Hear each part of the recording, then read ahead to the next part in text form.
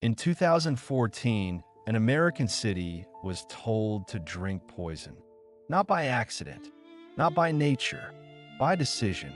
For 18 months, families in Flint, Michigan used water that was slowly damaging their children's brains. Officials said it was safe. They were lying. This is not a story about broken pipes. This is a story about how an American city was sacrificed to save money, and how almost no one was punished for it. A city that built the American dream. In the early 1900s, Flint became the heart of a revolution that would reshape the United States forever. This was where General Motors was born. This was where mass automobile production turned from an experiment into an empire. Factories rose along the Flint River. Rail lines multiplied. Neighborhoods expanded. Workers arrived by the tens of thousands. Flint was not simply growing. It was exploding. By the middle of the 20th century, Flint was one of the richest working-class cities in America. A factory job at General Motors did not just pay the bills. It bought a house. It sent children to college. It created a middle class. People in Flint did not think of themselves as disposable. They thought they were essential, because they were. The culture of stability. For decades, life in Flint followed a predictable rhythm. High school graduation, job at the plant, marriage, house, pension, retirement. The city was built around this promise. Entire neighborhoods existed for one purpose: to house the people who built America's cars. Schools, diners, churches, baseball fields, union halls, all of it was tied to the factory. And for a long time, it worked. The power of General Motors. At its peak, General Motors employed tens of thousands of people in Flint alone. The company did not just dominate the economy. It dominated politics. It dominated culture. It dominated identity. If you lived in Flint, you worked for GM, or someone your family did. The city trusted the company, and the company, in return, shaped the city. But this relationship had a hidden weakness. Flint had built its entire future on one industry, in one corporation. The first warning signs. By the 1970s and 1980s, the global economy began to change. Foreign automakers entered the American market. Automation reduced the need for labor. Executives began looking for cheaper production elsewhere. One by one, GM factories began to close. Each closure was described as temporary. Each one was described as a necessary adjustment. But together, they were something much worse. They were the beginning of the end. A city that started to empty. As jobs disappeared, people left. Those who could move did. Those who couldn't stay behind. Houses went up for sale and never sold. Storefronts closed. Schools lost students. Entire blocks began to hollow out. The tax base collapsed. The city began to shrink. But the infrastructure did not. Flint was now a smaller city trapped inside the body of a much larger one. Poverty becomes normal. By the 1990s and 2000s, Flint had become one of the poorest cities in the United States. Unemployment was high. Crime was rising. Public services were deteriorating. But something even more dangerous was happening. People were getting used to it. When decline becomes normal, it becomes invisible. The emergency manager era. Michigan, like many states, had a law that allowed the governor to take control of cities in financial distress. These officials were called emergency managers. They had extraordinary power. They could override local governments. They could cancel contracts. They could sell assets. They could make decisions without a vote. Flint, deeply in debt and running massive deficits, became one of those cities. In 2011, and again in 2013, the state placed Flint under emergency management. Local democracy was effectively suspended. Decisions would now be made by appointed officials whose main goal was simple: cut costs. The budget crisis. By 2013, Flint was desperate. The city was spending millions of dollars every year to buy treated water from Detroit. To the emergency managers, this seemed like an obvious place to save money. A new regional pipeline was being built to Lake Huron, but it was not ready yet. So the state approved a temporary solution. They would switch Flint's water source from Detroit to the Flint River, the river nobody trusted. The Flint River had a reputation. For decades, it had been used as an industrial dumping ground. Factories had discharged waste into it. Runoff had polluted it. Locals joked that it caught fire more easily than it froze. But officials insisted it was safe. They promised it would be treated. They promised it would meet standards. They promised it was only temporary. The switch. In April 2014, Flint's water supply was officially switched to the Flint River. Almost immediately, residents noticed something was wrong. The water looked strange. It smelled strange. It tasted strange. People complained. They were told it was safe. They were told it was in their heads. They were told to stop worrying. The first health complaints. People began to report rashes, hair loss, stomach problems. Children became sick. Some residents started buying bottled water. Others could not afford to. They had no choice but to keep drinking and bathing and cooking with water that no longer looked like water. The corrosion problem. What officials failed to do was add corrosion control chemicals to the water. This was not a minor oversight. It was a catastrophic one. Flint's water pipes were old. Many were made of lead. Without corrosion control, the new river water began to eat away at the pipes. Lead began to leach into the water supply. Silently, invisibly, poisonously. The danger no one could see. Lead has no taste, no smell, no color, but is one of the most dangerous substances a child can ingest. It damages the brain. It damages the nervous system. It causes learning disabilities. It causes behavioral problems. And the damage is permanent. There is no cure. The cover-up begins. Instead of reacting, officials denied. They manipulated test results. They changed sampling methods. They issued reassuring statements. They told residents everything was fine. They told them the water was safe. It was not. The doctors who would not be silent. Eventually, a local pediatrician, Dr. Mona Hanna-Atisha, began to see a pattern. Children in Flint had elevated lead levels. She studied the data. She double-checked the results. And then she went public. Her findings were devastating. Lead poisoning in Flint's children had doubled. In some neighborhoods, it had tripled. The state fights back. Instead of acting, state officials attacked her credibility. They dismissed her research. They questioned her methods. They tried to discredit her. But more tests followed. More evidence emerged. And the truth could no longer be contained. The admission. In October 2015, Flint was switched back to Detroit's water supply. But the damage was already done. Thousands of children had been exposed. The pipes were already contaminated.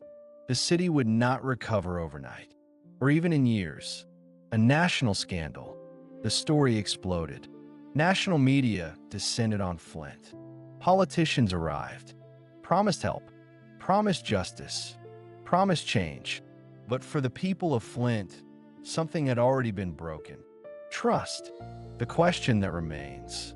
This was not an accident. This was not a natural disaster. This was a decision. Actually, a series of decisions. And every single one of them was made in the name of saving money. The aftermath no one wanted to face. Switching Flint back to Detroit's water supply did not fix the problem. The water coming into homes was cleaner again. But the pipes were not. Years of corrosion had permanently damaged the city's infrastructure. Lead had already settled into the system. Every time water flowed through those pipes, it risked carrying contamination with it. Officials had corrected the source. They had not corrected the harm. For Flint's residents, this distinction meant everything. Living with the consequences. Families were told to use bottled water. Filters were distributed. Instructions were handed out on how to bathe children without poisoning them. Parents learned to cook without tap water. Schools installed special fountains. Hospitals changed procedures. This was not a temporary inconvenience. This was daily life, and it came with a constant fear. What damage had already been done? The children of Flint. The most devastating impact of the crisis was on children. Lead exposure does not cause immediate, dramatic symptoms. It works quietly, slowly. It interferes with brain development. It lowers IQ.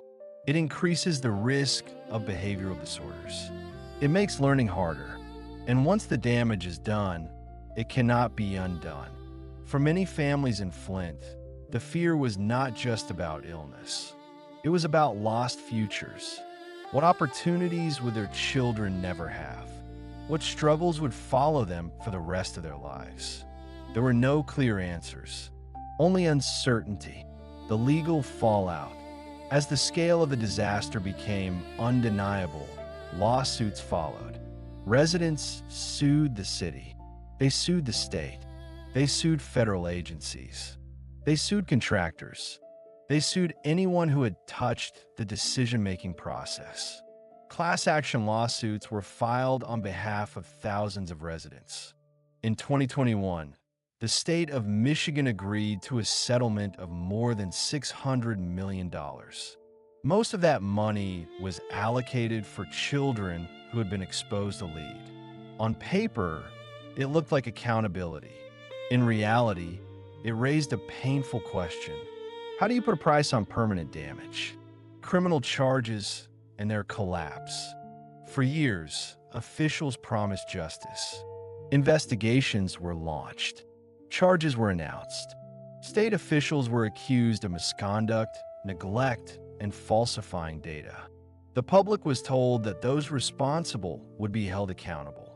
But as time passed, those promises began to unravel. Cases were dropped. Charges were dismissed. Procedural errors delayed trials. Evidence was challenged. Eventually, almost all criminal charges were thrown out. No high-ranking official went to prison. No decisive moment of accountability ever arrived. For Flint's residents, this was perhaps the most bitter outcome of all. A crisis without punishment. The message was clear. A city could be poisoned. Thousands of children could be exposed to lead, and no one would truly pay the price. This was not just a failure of infrastructure. It was a failure of justice. And it sent a chilling signal to communities across the country. Trust is harder to repair than pipes. Even after improvements were made, many residents refused to drink the water. Years later, bottled water remained a common sight in Flint homes. Trust, once broken, does not return easily. Every brown tint, every strange smell, every rumor, it all brought the fear back. Officials could release reports. They could hold press conferences. But trust is not restored by statistics. It is restored by time and by accountability. Flint had received neither. Flint today, Flint still exists. People still live there. Children still go to school. The city is smaller, poorer, more fragile. Some investment has returned. Some neighborhoods have stabilized. But Flint has not recovered in the way outsiders often imagine. This was not a storm that passed. It was a wound that never fully healed. The deeper truth. The Flint water crisis did not begin in 2014. It began decades earlier, when factories closed, when jobs disappeared, when the tax base collapsed, when the city became poor enough to be placed under emergency management, when democracy was suspended in the name of efficiency. The poisoned water was not the cause. It was the result. Why Flint was vulnerable. Flint was vulnerable because it had lost power, political power, economic power, social power. Decisions were made about Flint, not with Flint. Cost savings mattered more than consent. Budgets mattered more than health. And because the city was poor, those decisions were easier to justify. This is the part of the story that makes people uncomfortable. Flint was not chosen randomly. It was chosen because it could be. Environmental inequality. Flint is now one of the most famous examples of environmental injustice in American history. Poor communities, minority communities, communities without political influence. They face greater environmental risks. They receive less protection. And when disasters happen, they wait longer for help. Flint made this reality visible, but did not create it. Could this happen again? The most unsettling question is not what happened in Flint. It is whether it could happen somewhere else. The answer is yes. Aging infrastructure exists in cities across the United States. Cost-cutting pressures exist everywhere. Emergency management laws still exist. Political incentives still reward short-term savings over long-term safety. Flint was not an exception. It was a warning. The cost of neglect. America's infrastructure was built in another era. Much of it is now reaching the end of its lifespan. Replacing it will cost trillions of dollars. For decades, those costs have been delayed, ignored, passed on to the future. Flint shows what happens when the bill finally comes due. And the people who pay it are those least able to afford it. The question of responsibility. So who poisoned Flint? Was it one official, one agency, one decision? The uncomfortable truth is that responsibility is shared. It was a system that rewarded austerity, a system that devalued poor cities, a system that treated safety as optional, a system that assumed harm would be minimal. And when harm became undeniable, it avoided accountability. The moral failure. This is why the Flint water crisis is not just a policy failure. It is a moral failure. A wealthy country allowed one of its cities to drink poison, not because it had no alternatives, but because those alternatives cost more. That choice revealed priorities, and those priorities were devastating. The children grow up. The children who were exposed to lead are growing up now. They will carry the consequences for the rest of their lives. Schools will struggle to support them. Families will struggle to care for them. The cost of the crisis will not be measured in settlements. It will be measured in lost potential. What Flint teaches America? Flint teaches us that cities do not collapse all at once. They weaken. They lose influence. They become vulnerable. And then, when a crisis comes, they lack the power to protect themselves. Flint teaches us that infrastructure is not just pipes and roads. It is trust. It is governance. It is accountability. The final question. The question is not whether Flint will ever fully recover. The question is whether America learned anything from it, whether other cities will be protected, whether decisions will be made differently, whether cost will ever be weighed against human life. Closing reflection. Flint, Michigan was once a city that built America's cars. It helped power an entire nation. When it needed protection, it was given poison. This was not fate. This was a choice. The last line. Flint did not poison itself. It was poisoned by decisions made far away from the people who had to drink the water. And that is what makes this story so dangerous. Because it can happen again.